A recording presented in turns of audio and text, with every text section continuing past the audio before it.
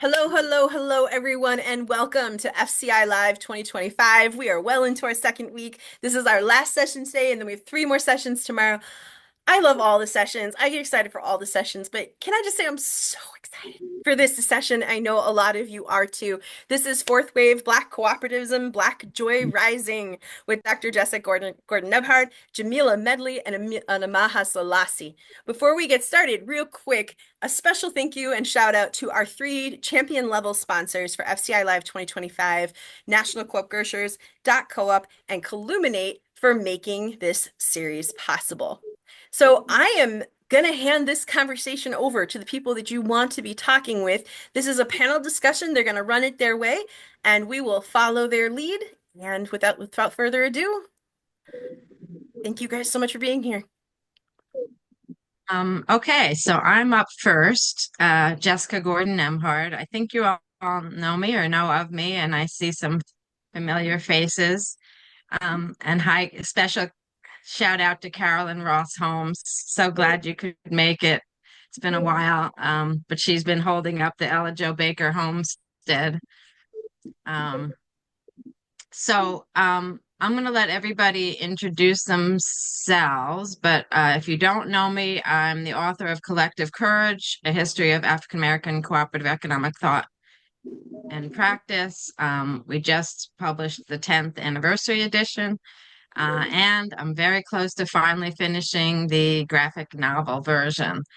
I'm also a professor at John Jay College, professor of community justice and social economic development. Let me have Amaha and Jamila, introduce themselves, and then I'll start us off. We're mostly going to be a dialogue. I don't even know if we can call it a panel, but the three of us are gonna chat about all this in just a minute. Okay, I can go next. My name is Maha Selassie out of Dayton, Ohio. Board president for Gem City Market and that co-op Dayton, and yeah, I teach public sociology. And so excited to be in this dialogue. Amazing. Good afternoon, everyone. Good afternoon. I'm so excited. I was just I don't know, in my room putting on a fresh shirt, and I was like, "Oh, thank you, ancestors. What is about to happen?" I'm not really sure, but we are here together. It is meant to be. My name is Jamila Medley. I use she, her pronouns. I am based on Lenni Lenape land on what is otherwise called Philadelphia in Pennsylvania. I am here today repping the Partnership Fund.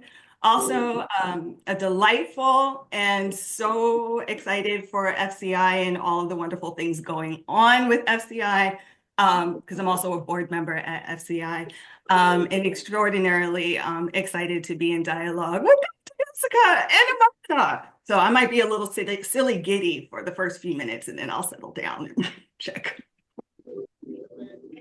Hey, we called it Black Joy, right, for a reason, because it brings us Yes. joy to be together and talk about these things.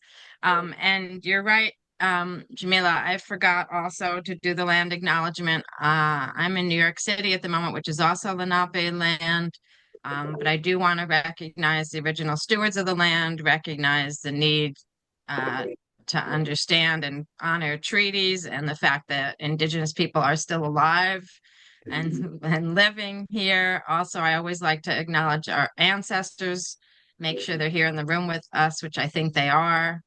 Acknowledge the origins of humanity in Africa and our continuing struggles for liberation, for human liberation, and to make life better for everybody. And we stand on the shoulders of giants who have been doing that. So, what we wanted to talk to you about today was, oh, sorry, Amala, did you want to say something? Oh no, I was just saying Ashe. So, Oh, okay, yeah. thanks. We wanted to talk about that the 2020s are the fourth wave of Black cooperativism. I mean, a lot of other stuff are happening in the 2020s, and I don't, we don't have enough time to talk about all of it, but we want to celebrate, right, the fourth wave. And I have to say, I was saying most prolific period of Black co-ops, because I have three other periods, which I'll briefly mention. I have to give all honor and praise to Amaha, because one time we were all together and I said fourth most prolific period, and he said, "Oh, the fourth wave of Black cooperativism." And I said, "Yes, it's the fourth wave." And so now we all call it the fourth wave. That's right. That's right. Well, I was translating your words, so yeah. It's all, we all do this together, right? We can't Yes. do this without each other. So why is it the fourth wave? It's the fourth wave because it's another period where we have lots of activity, Black folks coming together to do not just mutual aid, but formal cooperatives, to engage more in solidarity economics, to be very deliberate about it, and to recognize the Black co-op movement as a movement that is not worried about, but engaged in making life better for Black folks through transformative economics, democratic economics, that kind of thing. The other thing that's really interesting about this period is it's again another period that's growing so much because of growing and different kinds of Black organizations that are promoting it. So Black co-op development organizations, Black community organizations, even Black religious groups, etc. And so it's another, just like the other three movements, time periods where community and organizations matter, and organizing, as well as having the idea, but actually deliberately organizing around to do the idea, is also just as important. And so the other three periods were the 1880s, which is another fascinating period. I could probably talk a whole time about it, but I just want to quickly remind us of the other periods and what were the commonalities there. The 1880s is actually very similar to now, backlash period. It's right after Reconstruction was ended, and when segregation and the Ku Klux Klan and white supremacist violence resurged. But it was also a time when what was called the populist movement at that time, which was the more progressive part of the movement, was totally connected and integrated with the labor movement, the co-op movement, the women's movement, and civil rights integration movements. And so what you have are organizations like the Knights of Labor and the Colored Farmers National Alliance and Cooperative Union. These are all labor unions, populist parties, co-op developers, and they believe in this, this better world where all laborers have to work together, right? It's, white labor can't be by itself. They won't win without Black labor. We won't win if we don't have co-ops and economic democracy and control over our own companies and businesses.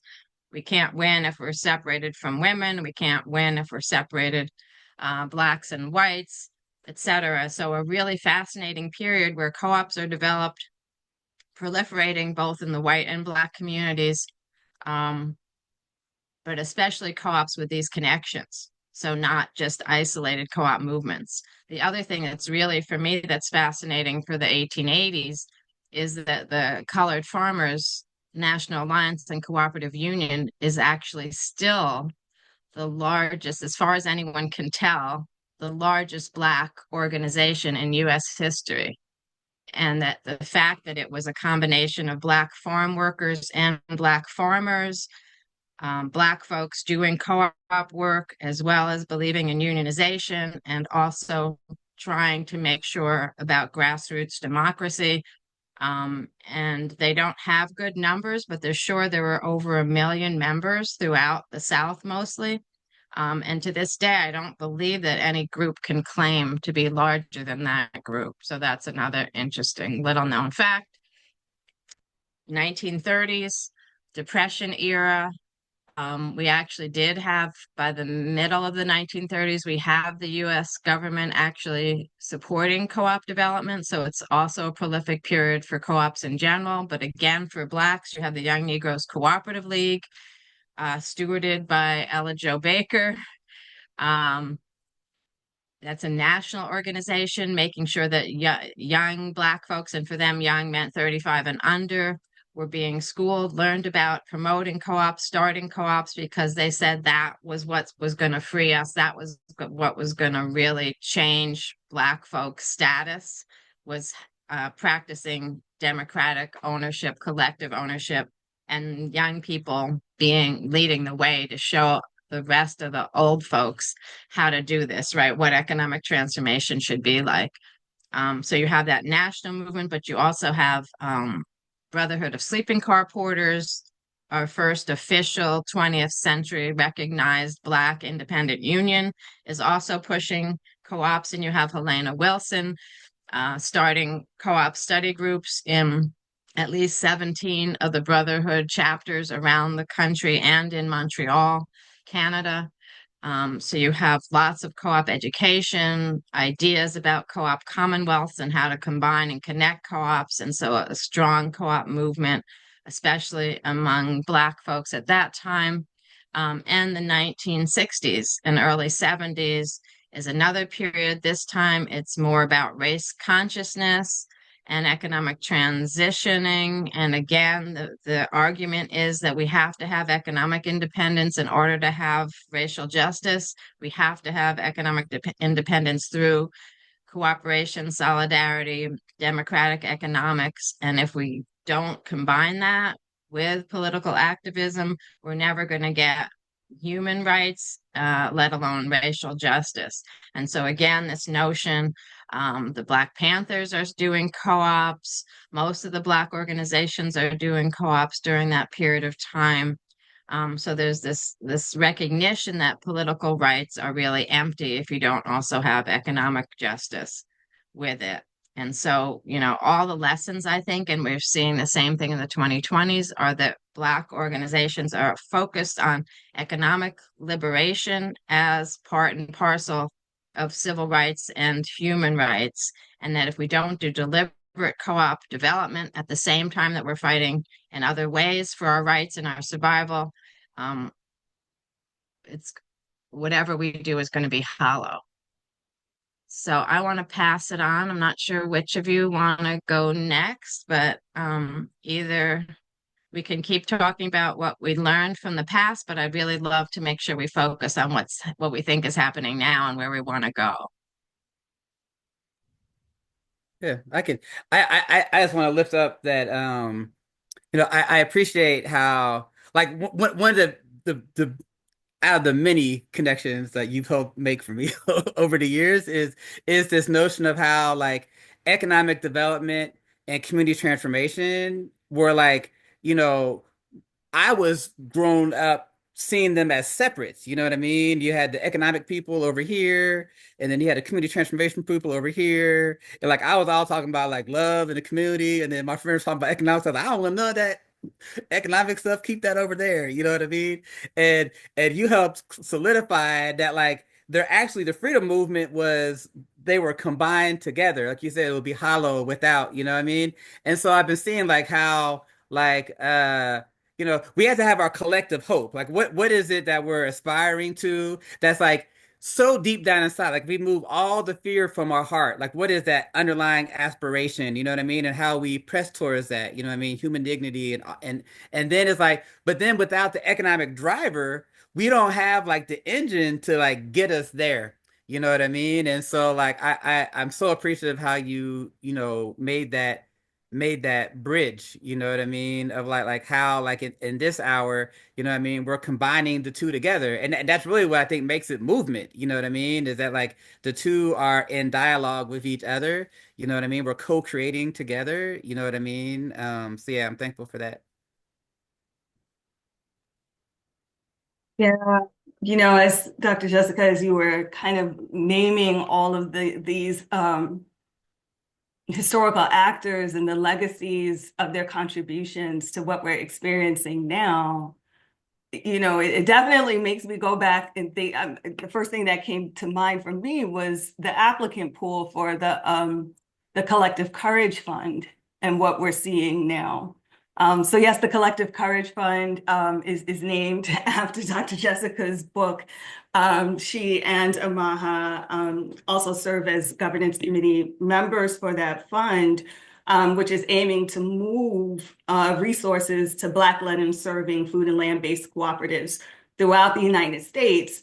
Again, at these points of intersection, right? And in this capacity, we're thinking about how Black communities are thriving economically, as well as around their independent political power building capacity and the impact that that has when we bring those together. And one of the most exciting experiences of the fourth wave that I get to see, because I help to steward the Collective Courage Fund. So I know some of you on the call are partners, have been applicants, and we've identified close to 200 Black-led and serving food and land-based cooperatives throughout the United States across different structures of cooperative enterprises, right? So we're thinking of everything from grocery retail food co-ops. Many of you on this call are trying to start those, right? To worker-owned food warehouse distribution platforms, to housing cooperatives, to buying up the block cooperatives, right? To keep our resources within our communities so that we have control over them and who gets to move into our communities and create what kinds of businesses. And so that window into the landscape is one area, right? And we're talking about food and land issues. So imagine if we were looking across other issues around social justice, what else is out there? Who else is out there, right? So this emergence is real. It is very present and it is very active. Yeah, one of the things I think we should also say, I didn't say before, is, a lot of the co-op movement stuff starts with survival needs, right? We just come together, we help each other because we got to do it. We can't eat, we won't find a place to live, we don't, right, if we don't do this. But after we start to meet the survival needs, that's one of the things that I love so much about co-ops is you start to realize what power you have in working with other people and doing things collectively. And so then you kind of want everything to be right? You want this in all parts of your life. You want it in the political and civic sphere that you're in. And so even though we haven't been able, it's hard to crack this US place, but we do start to, you also see that once people are in a food co-op, once they're in a housing co-op, they start to do other kinds of things too. They try to help each other. Some of the proliferation in the co-op movement is because people in one co-op setting have supported other co-op settings or doing more in other co-op settings and trying to get more happening. And so we do get these ecosystems of support. I've been studying incarcerated worker co-ops. We don't have any yet here in the United States, but actually there's a couple places that are moving toward that. But one of the things, I just actually published an article on it. One of the things I noticed in the research that Esther West and I have been doing about this is how important co-op ecosystems outside of the prison walls have been in all the examples I have in Puerto Rico, Ethiopia, Italy, all the examples I have where they do allow incarcerated people to own and run their own co-ops, that they're doing it because there's other co-ops in the ecosystem that are supporting them, either with co-op education, with financing, or a financial institution to use. Sometimes they're sharing their management experience. Sometimes they're actually donating equipment and things, and you can see that in other places, but I've been seeing it really clearly in this area. So when we think about how and why co-ops could even work in, right, some of the worst places on earth, right, being caged, but it can work because it's still the same notion of we're all pooling what we have together, we're sharing knowledge, information, and the work. And we're doing it in a way that's so humanizing that even in the most dehumanizing places, it works. And the interviews I did in Puerto Rico, I mean, they tear out your heart in terms of how much being in a co-op changed their lives. And most of them, I was trying to get them to talk about the economics of it. And most of them were trying to tell me about the personal, spiritual journey that being in a co-op was for them. And that's one of my examples also of how co-ops can create joy. And I don't necessarily mean joy like laughter, but joy like that spiritual growth and satisfaction of, yes, I am a real human being and I'm able to operate as a human being in this world, even when everybody else sees me as a thief or a criminal. I say. Okay. Go ahead, Jamila. No, yeah, it brings up my favorite set of words around the definition of a co-op, right? Is the association of people. And that sense of what becomes possible when a grouping of people rooted in shared values and shared principles determine together that they're going to meet their common, needs and desires, right? And what Dr. Jessica, I think that is such a meaningful experience, right? That when we're talking about the economic power that's available when people are organizing through cooperatives.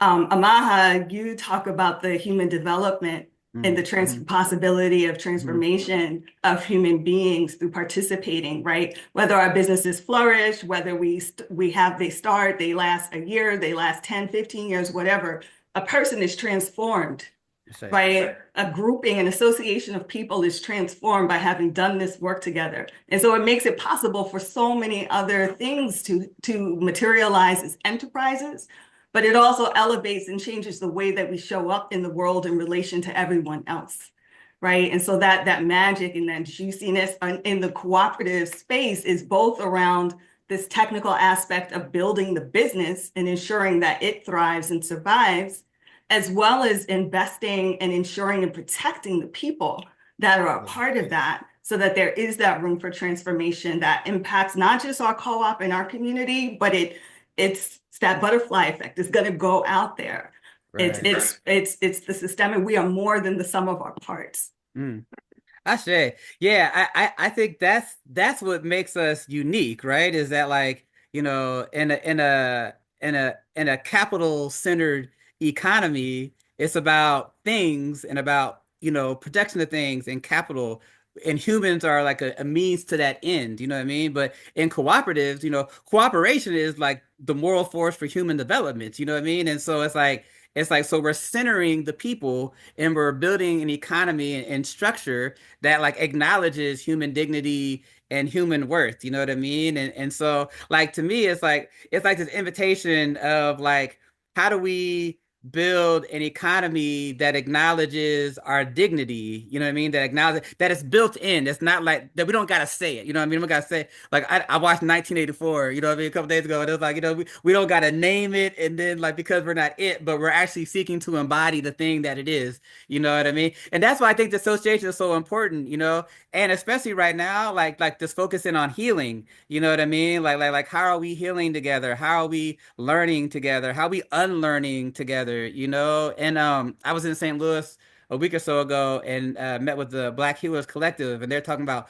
building careful systems, you know what I mean? Like, and I was like, yeah, you know what I mean? Like, how are we increasing the care, you know what I mean? Because like if we're centering, human dignity, and I would say that in relation to all things, you know what I mean? Like, how are we honoring life, you know what I mean? Beyond even humans, but like that type of approach gives us different outcomes, you know what I mean? And one thing, as I was sitting here right now, I was thinking about how like this wave that's rising, you know, to a certain extent, it is in response to, years of underdevelopment and oppression, you know. But it's also like self-determining and like how to be the protagonist in our story. You know what I mean? It's like yo, like we have what we need amongst us, you know what I mean, to become what we want to become. You know what I mean? And so like how do we remove these barriers and live more into Ubuntu? You know what I mean? That I am because you are, or that my humanity is known in the presence of your humanity. You know what I mean? Because like we're really going deeper than just like uh I would say material conditions to look at the underlying assumptions or the underlying ideas that shape the material world. You know what I mean? So like we're rooting love instead of fear. You know what I mean? All these principles, you know what I mean? To really like de-root the status quo, you know what I mean, and build the new. Oh gosh, I'm so glad this is being taped. There are so many quotes I want to take from you guys. I'm actually trying to write about joy in co-ops right now. I started, I have a short article that starts to talk about it. But both joy as helping us to sustain, right, in the face of difficulties and struggles and challenges, because it is hard work, right? I mean, we're here celebrating it and we're talking about how fabulous it is. And it is fabulous, but it's also hard work for a number of reasons, right? One, because we're in a capital-centric society where we're taught the opposite of this, right? We're taught how to hoard, how to be greedy, and we're taught that those are good things, right? I even rail about kindergarten, right? Kindergarten is where we learn that the only time you're supposed to cooperate is for playing, right? When it doesn't matter. But anything serious, right? What happens in kindergarten if you talk to your neighbor to find an answer to something? That's cheating. I mean, maybe not in kindergarten, but by first grade, it's cheating. In kindergarten, it's a no-no. If you don't sit quietly in the seat and listen to the teacher, that's a no-no, right? So we learn as early as age 5, that we're not supposed to connect with other people or talk to them or get other people's ideas. We're only supposed to sit quietly and regurgitate what an authority tells us, right? If we want to collaborate with other people, oh, you do that when it doesn't matter, when we're playing.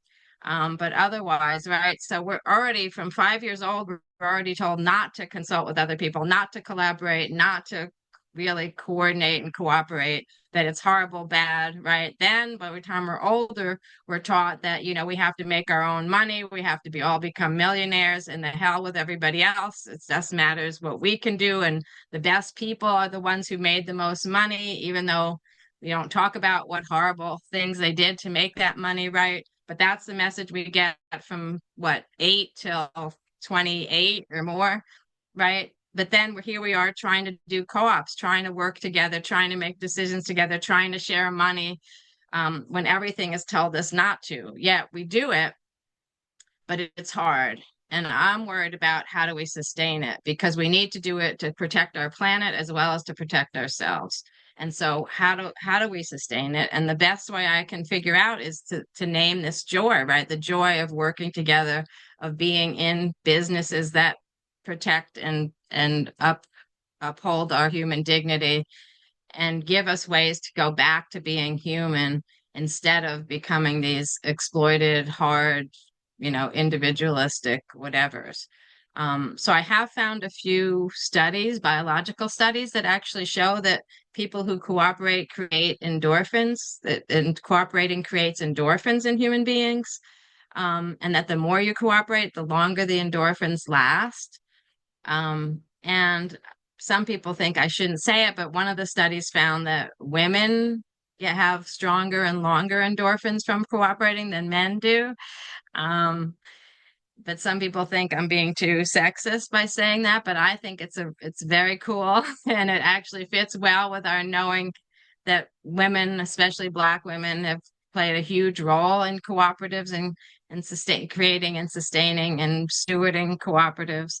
So it makes sense to me. But even if we forget about whether women do it better or not, all human beings create these endorphins when we work together, when we cooperate. And so I think we need to remember and acknowledge that, because there's so many other things that don't give us joy. And some of us are struggling in our co-ops. We're not feeling very joyful. So I don't know if you all want to talk about what gives you joy and how we can help people in co-ops to feel more joyous or create more joy or focus on that kind of joy, healing and joyfulness. I want to thank you for that. You know what I mean? And thank you for that research. You know what I mean? Because I think you're hitting on that, we're wired to be social, right? but what does that mean? And now I think you're making this connection to cooperation as being a natural outgrowth of being interdependent and not independent. You know what I mean? And so that's like a huge thing. You know what I mean? And I appreciate mentioning like the results of patriarchy is it calcifies our ability to cooperate. You know what I mean? And I think that is like huge to highlight. You know what I mean? As we're like shifting this container. You know what I mean? And so, yeah, no, I definitely appreciate that, you know?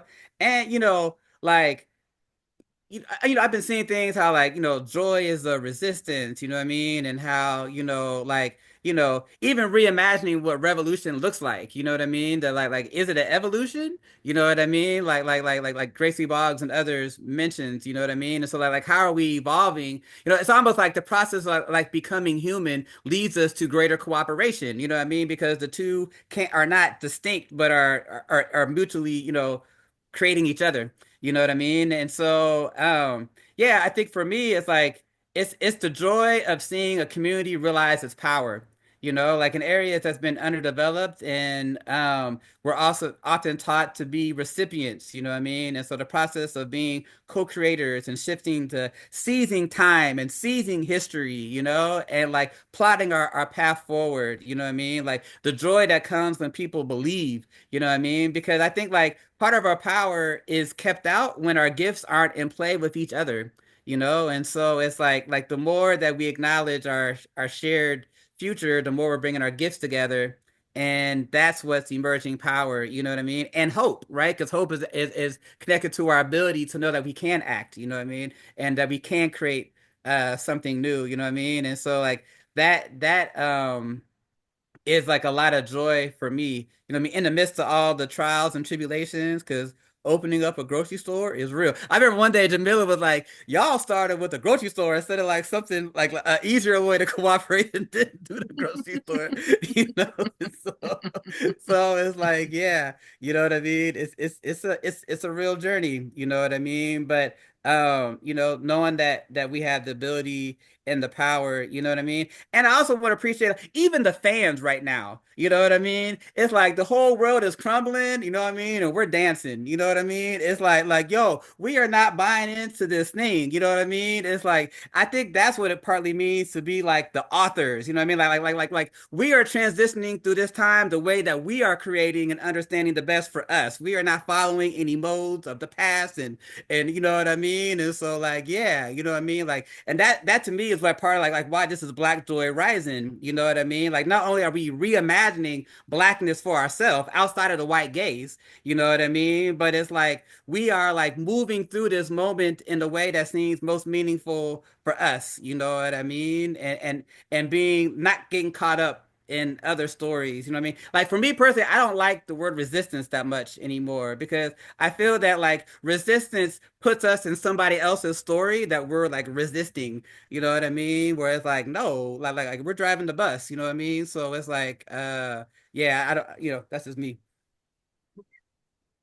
I think it's a practicality to, I don't know, there's so much like coming up in this. We were on a call yesterday, the partnership fund is starting to do this investigation, this research into wholeness and belonging.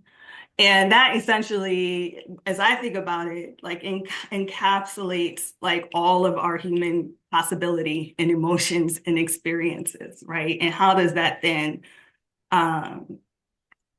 how does that then get turned into how we show up together, right?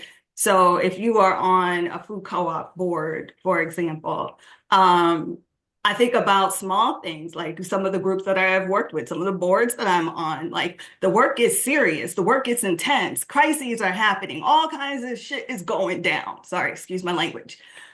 And then we stop checking in because we think that we don't have time. So we got these human beings doing important, critical work, trying to save people, save organizations, and we don't know how each other are.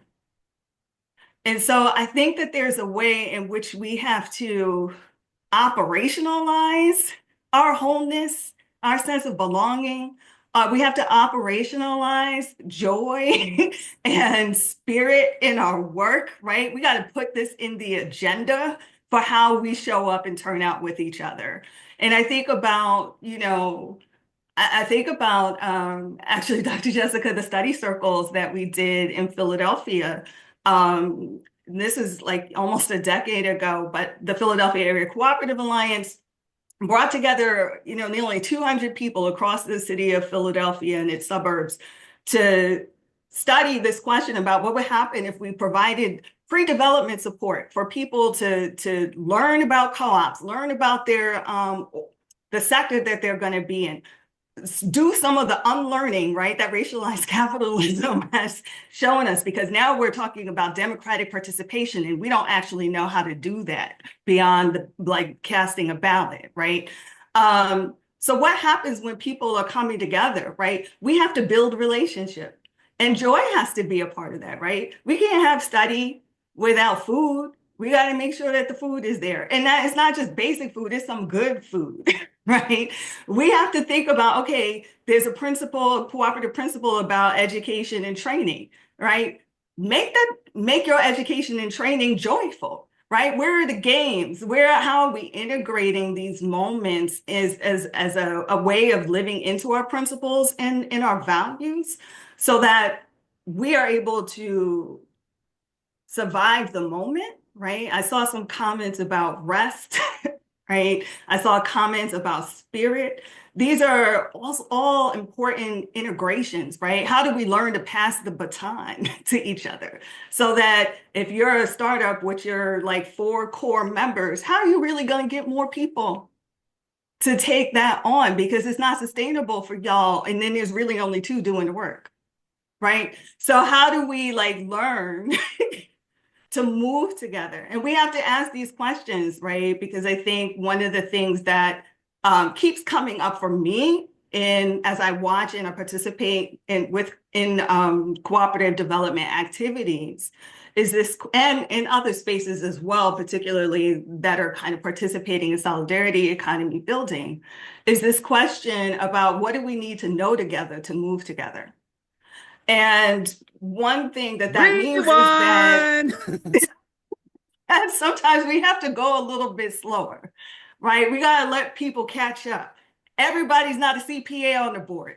And we can't rely on the CPA to be telling us all the financial business, because we're actually accountable for knowing that for ourselves if we're on the board too, right? So how do we set up our dynamic to value that we have to know some have some shared baseline knowledge together to responsibly move together into our decision making, right? And then how do we make it joyful so that people aren't like skipping the financial education meeting? Because no, it's just somebody talking. Make it pop. I love it. Now you see why the 3 of us wanted to chat here and why we're so glad JQ asked us to do this.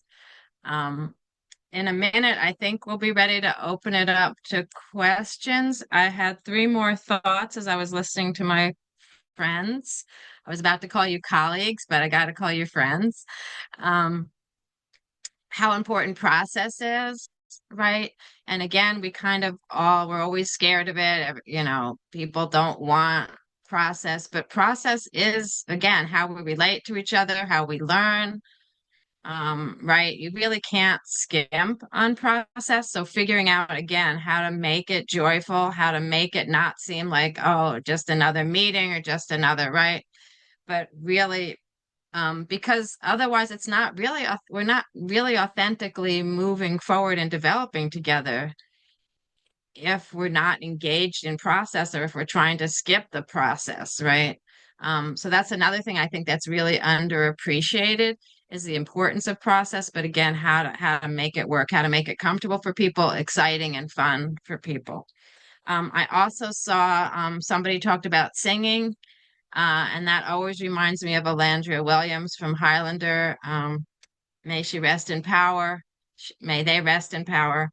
And singing is just another way. It's actually also not just fun and joyful, but it's also healthful, right? Because it makes us take in deep breaths and get oxygen into us, right? So also thinking about ways to do wellness while we're meeting. I'm in one group where we actually always, after check-ins, we always have a wellness session where somebody leads us in deep breathing or dancing or movement or singing or reflection or some kind of mindfulness, because we realize, again, we can't sit in these long meetings or be together without making sure that we're okay and that we're present.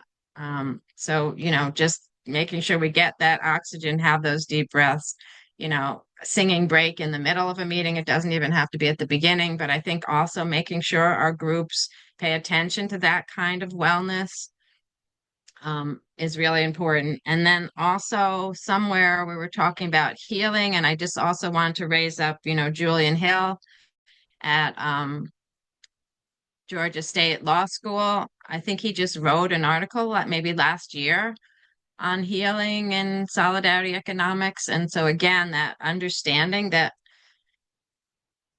hopefully what we do with solidarity economics and cooperation is healing, but also being aware that we have to, right? We have to do trauma-informed education and development. We have to understand our traumas and work to heal them, right? Do no harm is not enough. We also have to be proactively healing. We have to think about what that means. Hopefully, again, bringing joy into that is another way to help us to do healing. But most of us, right? Well, I was going to say most of us are traumatized, and I do mean that, but I wanted to say it in a different way. Living under racial patriarchal capitalism is extremely traumatizing. I'm sure there's lots of other issues that are traumatizing, but I'm an economist, so I focus on the economic stuff and trying to make it in this horrible system that we're in is traumatizing. And so again, all the stuff we have to do has to be proactive about healing. And I love that language that people are saying, it's not just, we don't want to be reactionary, right? So it's not just resistance, right? But it's real proactive humanizing and asserting our human dignity in all the different ways that we can do that. And I think that's what I see a lot of, back to the fourth wave here. That's what I see a lot of the fourth wave Black co-ops are paying attention to, which is also why it's so exciting to talk about the fourth wave, right? Because there is so much good work happening. People are talking to each other. People are really trying to make this, spiritually as well as economically as well as socially meaningful and long-lasting processes. So I think just, we can pat ourselves on the back that we're moving in a great way, but also recognize there's still a lot of work to do, but that we can do it. That's the other thing for me. The history reminds us we can do this. We've done this under all the worst and the best circumstances in history. And so we can keep doing this, whether we're in the worst or the best circumstances. And actually doing it in the worst circumstances is what helps us get out of the worst circumstances, right? So it's not just, again, a strategy for surviving the worst, but it's also a strategy for getting out of the conditions that we're in. Yeah, I appreciate you sharing. I'm glad this is recorded because I'm gonna go back and get my notes. Like I appreciate that focus in on process, right? Because it's like, what Einstein said, the same thing that got us in situation is not gonna, it's not gonna be what gets us out. You know what I mean? And so it's like if we're not focusing on our process and like how we're doing things and being like conscious and intentional, we'll just recreate the same system that we're in now. You know what I mean? And we see that, you know what I mean? Like just because we call it different names, it's really comes down to the process, right? And like how we see ourselves, how we see each other, and how we act, you know what I mean? And like as I'm sitting here, I'm thinking like, so I'm an action researcher, like a public sociologist. And so like from that lens, like research is not the end goal, changes, right? And like research is just like part of that process to get to the change, you know what I mean? And so the same way, it's like looking at like as we're building like these solidarity economies, you know what I mean, that are focused on well-being and this, that, and the other. It's like that the it's like flipping and inversing like what is the goal, you know what I mean? 'Cause I think it's more about the rehumanizing, you know what I mean, and how we're creating systems and structures that can hold us in this space, you know what I mean? And like I was down in shout out to the Alliance. I was down in Jackson, Mississippi, and actually we were on Foxfire Ranch, and there was a native First Nation sister that mentioned how like we gotta transition from like looking at each other like this to like how do we move together? You know what I mean? Like what is this process? Or how do we accompany one another and walk together? You know what I mean? Because like we're walking out of something and into something else. You know what I mean? And like that's the choice right now. Like King said, chaos or community. You know what I mean? And so it's like how are we walking into this greater community together and then building the economic structures to hold us in that space, you know what I mean? And so yeah, so I'm thankful for this dialogue and everything that's like simultaneously happening. And I wanted to ask a favor. If you identify yourself as being part of the this fourth wave that is rising, put down your city in the chat. You know what I mean? Because Yeah. it's like when you see all these cities that are emerging at one time and we're increasing our collaboration, our cooperation, you know, like our seeing of each other, you know what I mean? That's why, you know, it's a wave. You know what I mean? It's like this thing is Yes. rising and more cities are getting involved and like hopping in however they want to hop in, you know? It coming. Oh, this is That, beautiful. Look at this. This is that is amazing. beautiful. You know, Wow. I'm Yes. appreciating this. Real talk too, right? Like this is hard. And it does mean that amongst the learning and the training and the joy and the meetings, um, it also means that we are going to have conflict. It means that we are not always going to agree. We might not always be in alignment. And sometimes we're actually going to cause harm, like upon ourselves and towards each other. And thinking about the point around process, and particularly with the emergence, right? And that there's such a startup culture around this fourth wave. I want to just kind of lift up what we need, what we need to do around infrastructure to normalize conflict and harm. Like we say we want safe spaces, and we will have as safe spaces as we can co-create and hold together, right? No place is ever going to be entirely safe for us. But if we don't have an infrastructure to protect and care for each other when the harms and the conflict come, that stuff will rip us apart. And so within the work that we're doing, tuning into the care, tuning into the healing, tuning into the things that have caused us to have friction, right? To not show up in right relationship with each other as we are unlearning, right? What are we going to do around building that infrastructure? We already need it because there's already conflicts, right, that are untended to within our movement. And so just lifting up that as you are working to create what you're creating, hold space and normalize that conflict will be present in your work and find ways to prepare for it before it happens. Oh, I love that. Yeah, really, really important. Yeah. And like so So go ahead, Amaha. so like I say, Yeah. and you know, seeing conflict can be transformational. You know what I mean? I think like I'm channeling my Mike Strode for a second. You know what I mean? Like how do we transform conflict? You know what I mean? To strengthen our relationships, right? Because like I think like we're going to be relational and not transactional. Then like what does it require to like deepen these relationships? You know, like depth over speed. You know what I mean? We're building trust. You know what I mean? Like we're being proactive when it comes to conflict, you know what I mean? All of these things, like what is the container and the belonging that we need? You know what I mean? Which is separate. like that. I think that's what I was trying to say earlier when I'm saying that like action research isn't about research, it's about change and like research just comes with it. You know what I mean? Like how are we nurturing the container, tilling the soil to enable this to grow, you know what I mean? And cultivate over, years to come.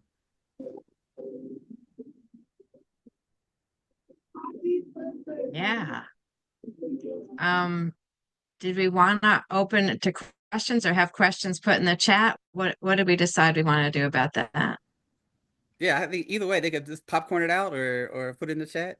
Yeah, but we want to co-create, you know what I mean? I think that's the important thing about this moment that like the more that I see myself actually in this wave, you know what I mean? The more I'm like going for it. You know what I mean? Like how are we standing up in this hour? How are we showing up in the circle? You know what I mean? And so we're co-creating this space together. So yeah, we want to hear questions, thoughts. I'll jump in. Peace and love, family. What up, Oh my though? God, I'm so enriched. What up, though? I'm so enriched to have you all. I think my question, well, first of all, Black Joy Rising just sounds good, Black Joy Rising, Black Joy, And I just love that you said, Amaha, that even though things are going on, we're kind of not on that wave, we're on the joy wave. So I'm loving that. My question to you all is around conflict. We all deal with conflict as well as being traumatized. We won't talk about the root causes of the conflict, but the idea of transformative conflict, using that to transform. I guess my question is when we're building and doing the work, how much energy, time, resource do we have to take out to the healing, conflict resolution, conflict transformation box while we're trying to build independence and self-determination, and we need to be able to make it just in case this other thing doesn't work out? Just, the balance. What are your thoughts about that? Hmm. I would love to hear Dr. Jessica. I got some thoughts, but I would love to hear. I was going to let you go first, but okay, I'll go first. I have some Okay. thoughts here. I think the first thing is Can I we bring shouldn't you? see it as separate. It's all part of the same thing, right? So you were saying, how do we, while we're building, while we're trying to run our business or whatever, or start up our co-op, how do we also take time for the conflict resolution and conflict transformation? But I think that's the first thing. We can't see it as separate. We have to see it all as part. One of the things I talk about that I think is so, and why study groups were so important. And a lot of you know that that's one of the findings I had. Almost all the Black co-ops I could find out about how they started with a study group. And one of the reasons they're so important is because it gave people a chance to learn together, which is what builds solidarity, builds connection, right? And if we add to that learning together, we also learn how to disagree with each other, right? I usually talk about it the opposite. How do we learn how to make decisions together? But that's also about how do we learn how to disagree and how to move forward with disagreement and how to move through conflict, right? And those conflict transformation, I've been taking some workshops, right? They all talk about how conflict, we should not see it as a problem. We should see it as a way to get more clarity, to get more consent, to develop consensus, to understand better what people are thinking, feeling, needing, and to move forward better so that our decisions are actually better, so that we should embrace conflict in that sense. And I grew up very conflict averse, but I've been trying to learn that because I think that is part of that process, right? And so it's not a separate process. It's within the process of learning together, of building solidarity and building collective businesses. The other thing is, part of the reason why I named the book Collective Courage was because there was a statement from Ella Baker in a newsletter she sent out to all the chapters of the Young Negroes Cooperative League in like 1933 or something. And she said to them, it takes courage to do this, right? It's scary, it's risky. We're not in a society that embraces us even doing this. So we need to embrace that, right? We need to use the courage, take that courage, and remember that we're being courageous.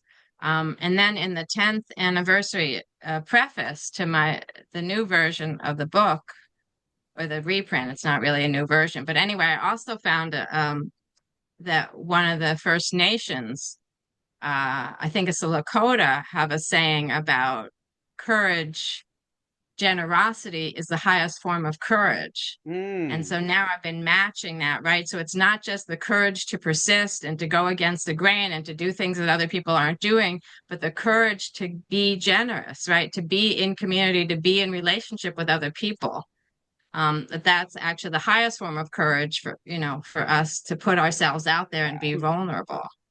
And I think all that to me is what we have to all learn, understand, recognize in each other, and be willing to give to each other. And the final thing I want to say is we also need to embrace failure.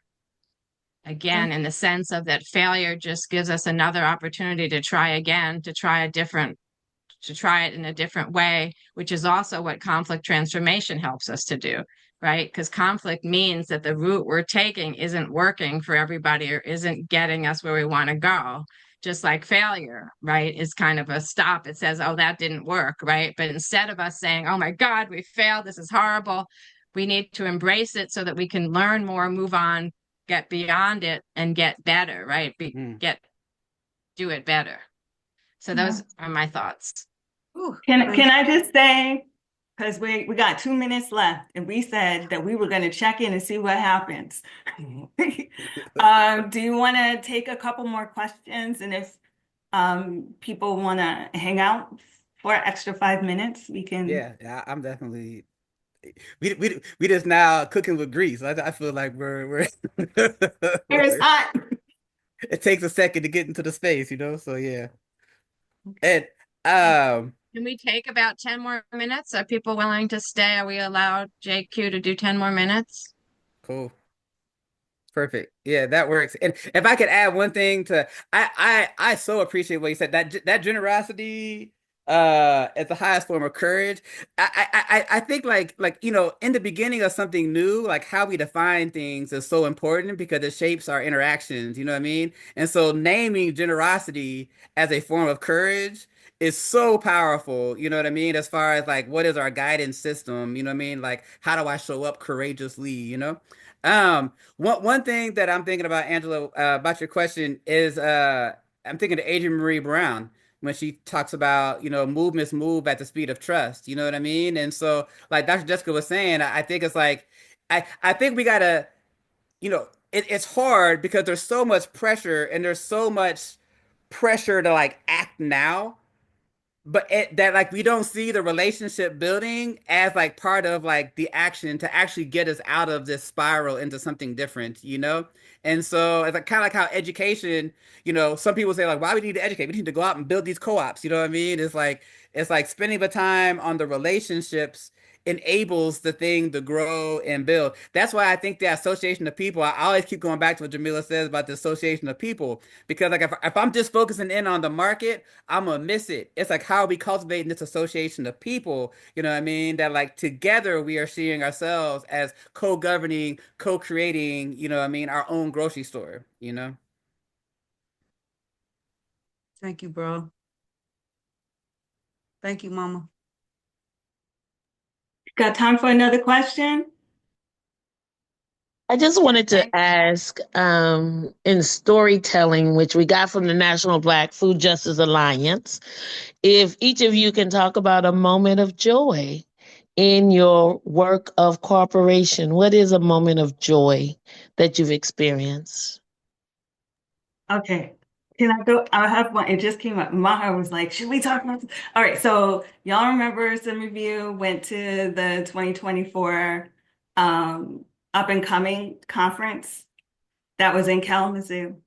And that same weekend, the U.S. Federation of Worker Cooperatives was hosting their biannual conference. They were 2 hours apart. So some of us were hustling so seriously to make it back and forth between Kalamazoo and Chicago, back to Kalamazoo. And why it was so important to me is because the way that I came into cooperatives by working at a food co-op in Philly, but I learned to love cooperation and found that transformational work amongst organizing with cooperatives across different sectors about what would it look like? How could we win if across sectors, our housing co-ops, our food co-ops, our worker co-ops, our credit unions organize together to actually create and sustain a cooperative and solidarity economy, right, for ourselves? And so I got exposure to lots of different kinds of cooperatives at the same time. So when I heard that there was Black people at the up and coming conference and there was Black people at the worker co-op conference, I conspired to get people to go to both, to show up someplace. And fortunately, there was an evening where Black cooperators across our sectors were able to dance, eat food. I got to play bid whist with Dr. Jessica. I'm sorry again that we lost. But it wasn't, I feel like I had waited a decade for this intersection to happen. Because I also did not come into co-ops organizing with Black people.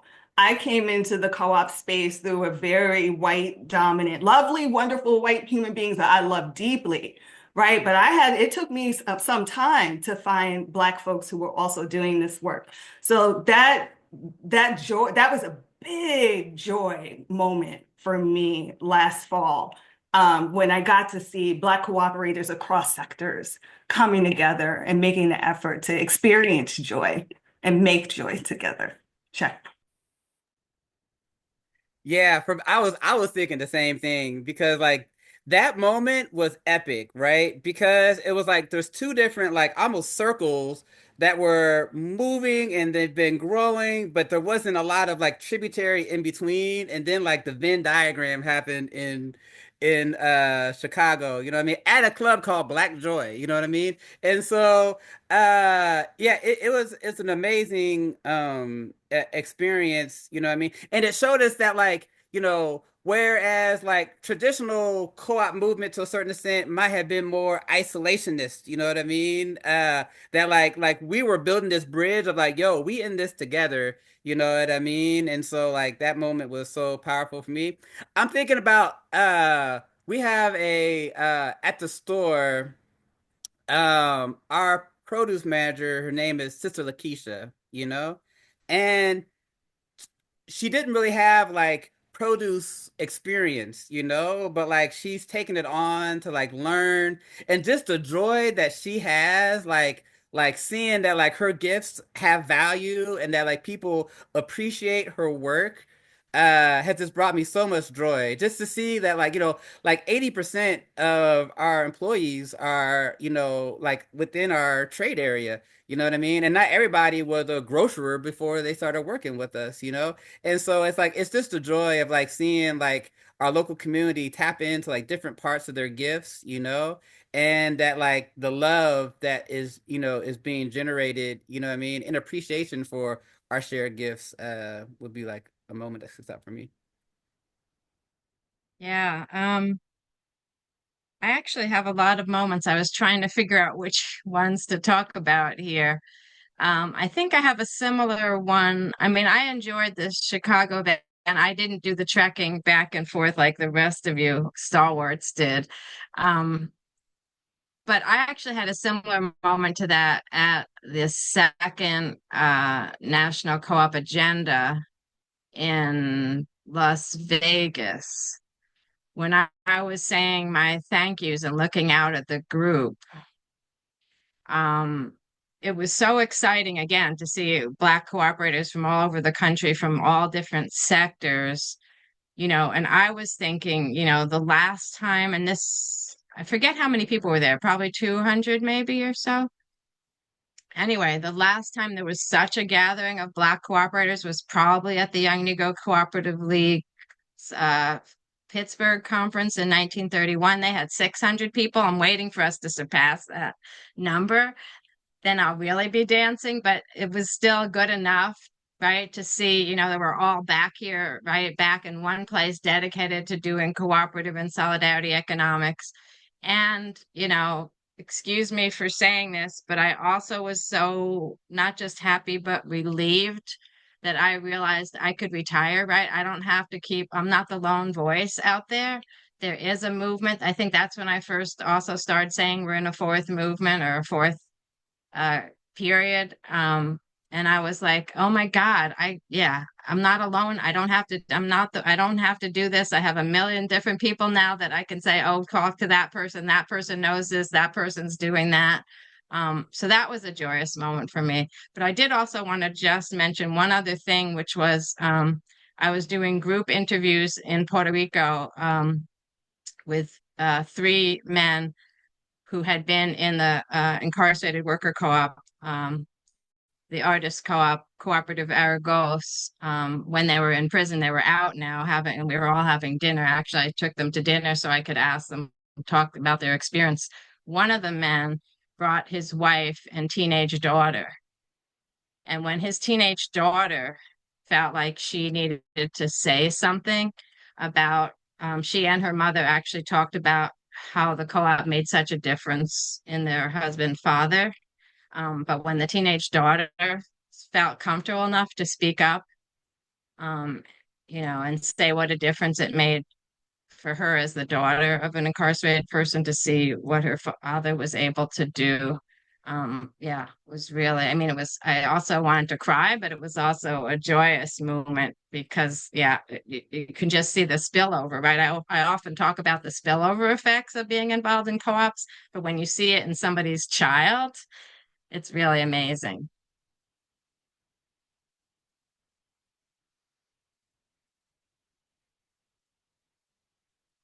So we got 2 more minutes. Anybody else? Yes, Carolyn. I cannot leave without saying this was so amazing. Just the energy that I'm getting ready to get emotional, but the energy that I have received from listening to you all is just further encouragement.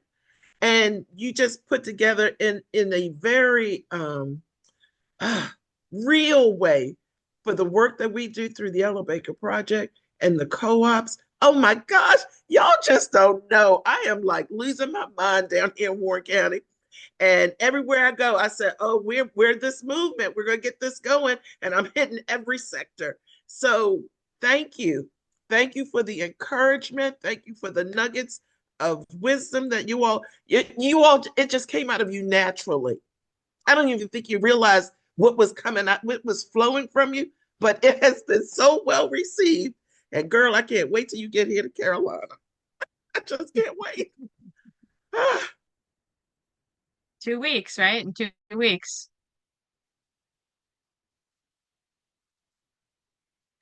Well, closing remarks. You guys want closing remarks? Sure. Yeah, I thank you for sharing that, Yeah, 'cause I think we make this role by walking it, and that like we strengthen each other, you know what I mean? And I think I would be remiss without, acknowledging, like all those who've come before us, you know what I mean, that like made this way possible, made this moment possible, and it's like as we're standing on shoulders, how do we, how do we become the shoulders for the future generations, you know what I mean? To really like turn the chapter. And Dayton, I'm focused a lot on like how do we turn this chapter? How do we make this pivot? And we don't got to ask permission. You know what I mean? It's really just our choice to cooperate greater together. And I think I want to leave with something that like we didn't get a chance to explore, but is that like in one of these Zoom meetings a long time ago, I was talking to Dr. Jessica and I asked her some kind of question about, I think it was about like how to pivot or something like that. And you had said moving from aspiration to acceptance. And like that phrase has been like so like enveloped in me. And I've been like breaking it down and, all this stuff for years now. And I think in this hour more than ever, you know what I mean? Like, what does it look like to know that we know that we know? You know what I mean? Like something's waving greater than us. You know what I mean? Love is rising. A new story is rising. And it's like, how do we like, not only just like acknowledge it as a belief, like, oh yeah, one day in the by and by, but like how are we seeking to embody it? How are we seeking to pursue it? How is it like our North Star that is shaping our interactions? You know what I mean? And so like it's like, you know, if not now, then when, you know what I mean? And if not us, then who, you know? And so it's like, I really want to encourage us to like step deeper into the knowing, you know what I mean? Like Baba Malik, if I say belief around Baba Malik, no, it's knowing, you know what I mean? And so it's like, how do we know that we know that we know in this hour? And you know a tree by its fruit. Right? So like what is the evidence of us knowing the time at hand by our level of interaction amongst each other, you know? So yeah, on that note, blessed love. Many, many thanks. I give thanks. I give thanks to our ancestors for journeying with us this last hour past in all ways. I want to say thank you to Dr. Jessica for articulating our history. I know you know, Erin, like this is sacred. Your work that you have given us is sacred, and it is leading so many of us with hope and with determination and with pride, beautiful, beautiful, beautiful Black pride, right? Along with our joy. So I want to say thank you for naming what you see historically, but also for articulating what you see currently. And then I want to say thank you to Amaha for putting a name to it, the fourth wave, okay? And I want to say thank you, JQ, for being curious about it. Like, what is this? What is happening, right? And inviting us to be in conversation with each other. I am so full. Like, this is my joy, right? I'm sitting here talking to two of my co-op heroes that I look up to so immensely and who inform so much of my work and how I show up and how I correct, right? And try to change myself is so inspired by the two of you and the relationships that we've cultivated. And I am just so grateful to everybody who decided to spend this time with us. To being, you know, we are all participating and bearing witness. We are the history right now, right? Because there'll be a fifth wave and they're going to point to things like this, right? This is a recorded section. This is part of the history. So I appreciate and really just encourage everybody to keep on keeping on. We got each other. I don't even know what to say. You guys did beautifully. I don't know if I can say it any better, but yes, thanks everybody. Thank you all, Jamila, Amaha, JQ for having us here, for making sure we had this space. Thank you all, the rest of you, for being here. You bring me joy. The fact that you all are here, you're interested, all the stuff that you're doing, that's what keeps me going, what gives me joy. And yeah, you're doing it. So I think we can end, you know, I usually say we can do it, but you're doing it, right? So that's back to that, you know, it's not just an aspiration, right? We're doing it. You all are doing it. Pat yourselves on the back, and we got to keep doing it. We got to stay strong and keep going. I say, you know, I just thought about like everybody just call our seeds of the book. I mean, there's no way around it. Collective courage has like produced all these seeds. You seeded the future. You know what I mean? And it's just yeah.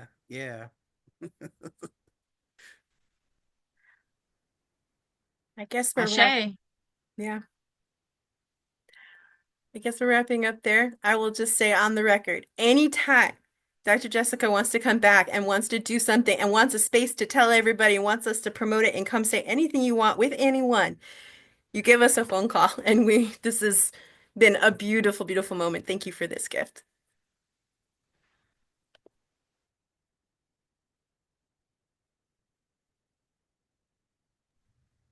Hey. See you tomorrow, JQ.